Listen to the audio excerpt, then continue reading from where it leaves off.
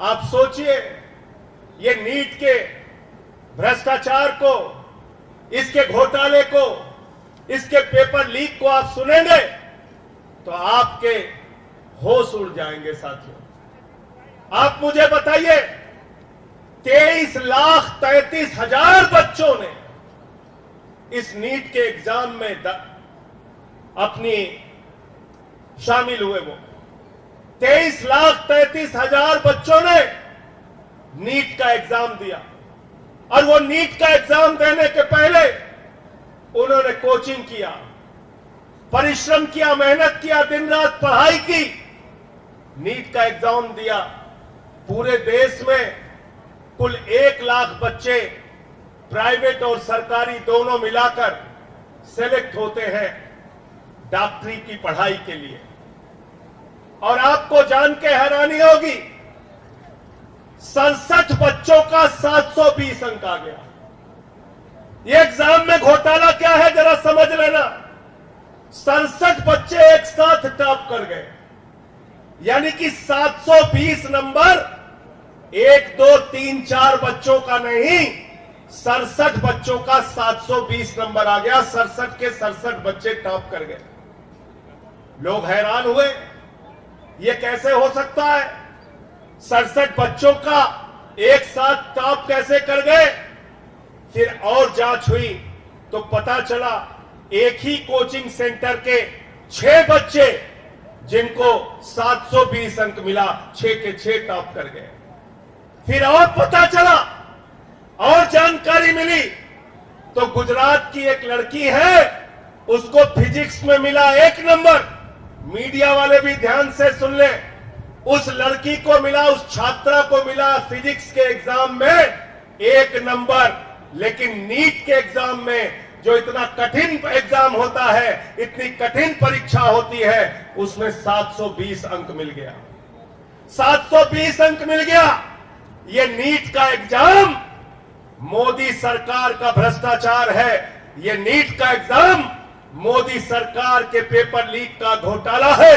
ये नीट का एग्जाम शिक्षा मंत्रालय के अधीन आने वाले एनटीए के अधिकारियों और राज्य सरकारों में, जहां जहां बीजेपी की सरकारें हैं ज्यादातर, उन लोगों ने मिलकर इस देश के लाखों बच्चों के साथ, करोड़ों लोगों के साथ, उनकी जिंदगी और उनके भविष्य के साथ खिलवाड़ किया है। इसलिए ये नीट का एग्जाम पूरी तरीके से रद्द होना चाहिए और फिर से एग्जाम कराया जाना चाहिए।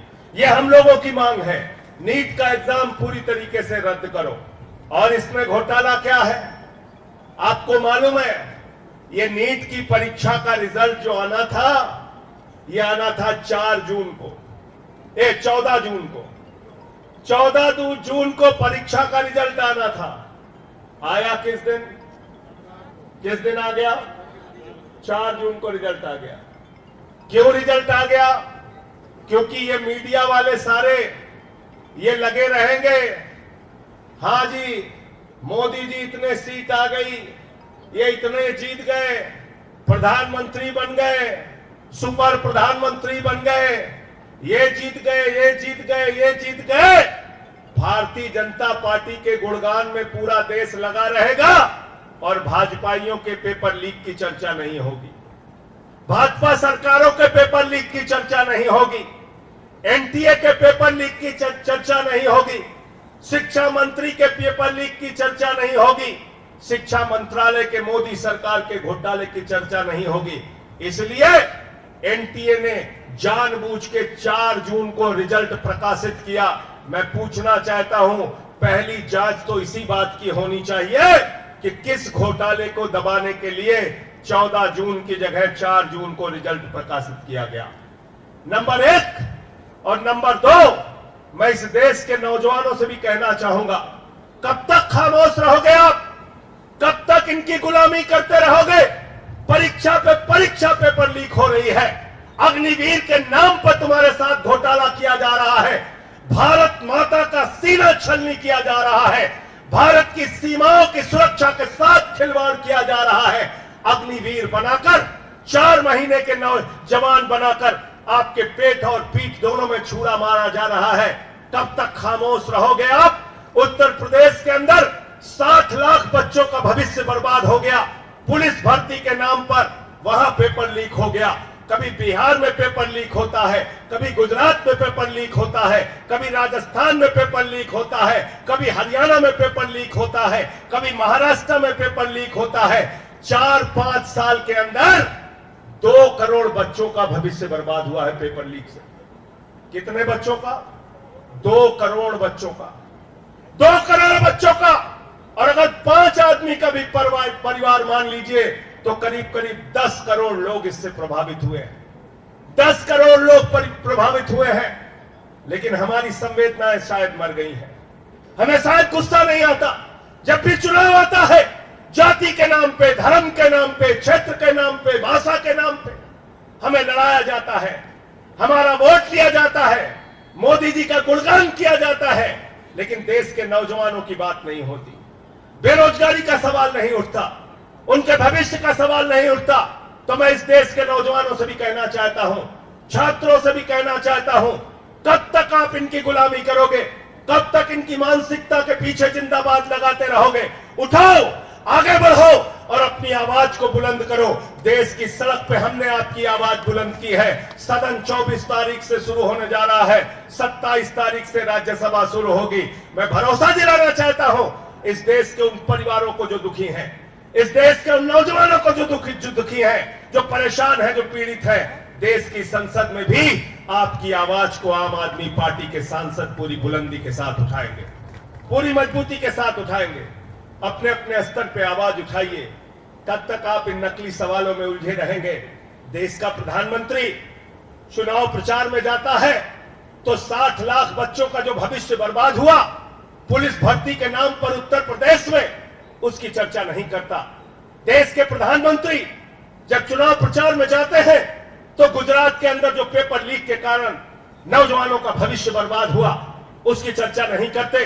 देश के प्रधानमंत्री हरियाणा के नौजवान के साथ जो विश्वासघात होता है, उसकी चर्चा नहीं करते।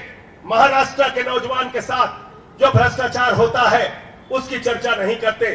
देश के प्रधानमंत्री कभी मुगल की बात करते हैं, कभी मुसलमान की बात करते हैं, कभी मटन की बात करते हैं, कभी मछली की बात करते हैं, कभी मंगलसूत्र की बात करते हैं, कभी मुजरा की बात करते हैं। शर्म आती है।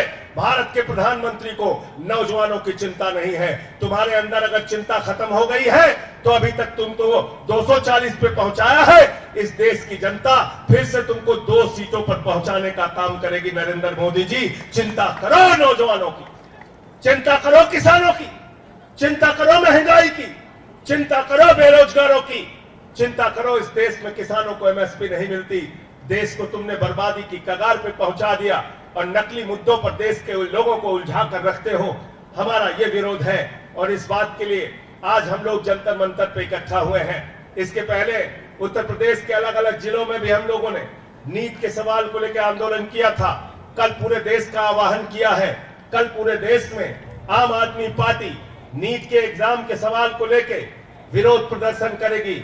हमारी सीधे तौर पे मांग है कि जिन लोगों ने, एनटीए के जिन अधिकारियों ने राज्य सरकारों के साथ मिलकर जहां जहां घपला और घोटाला हुआ है, सबको सिर्फ सजा ही नहीं होनी चाहिए, इनको ऐसी सजा होनी चाहिए कि आने वाली जो पीढ़ियां हैं वो इस बात को याद करें कि नौजवानों के भविष्य के साथ खिलवाड़ करने का नतीजा क्या होता है। इसलिए मैं ज्यादा लंबी बात नहीं करूंगा। मैं आप सबसे अनुरोध करूंगा, अपने माध्यम से आवाज को बुलंद कीजिए और इस सरकार को सबक सिखाने का काम कीजिए।